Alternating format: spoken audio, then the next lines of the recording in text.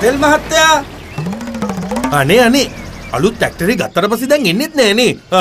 අලලියක් දෙත් වැඩ දෙවෙනි ආයෙත් වැඩ. දැනුත් මේ වැඩකට යනවා. එතකොට මෙහාට තෙල් ගහන්න එන්නේ නැතේ. අනිත් ට්‍රැක්ටර් වගේ තෙල් බොන්නේ නෑ. දෙයියන්ගේ පිටයි. තෙල් සුවඳටත් වැඩ. එඤ්ඤා පේනව නේද? තිතර තෙල් වැඩ කරන නිසා කරන වැඩ කන්දරාව. මහින්ද්‍රා මහ ට්‍රැක්ටරේ නුවන්ට උරු ගොවියගේ ට්‍රැක්ටරේ. ගමුසේරෝ මහින්ද්‍රා ට්‍රැක්ටර් ගත්තොත් සෙට් එක වහන්න තමයි වෙන්නේ.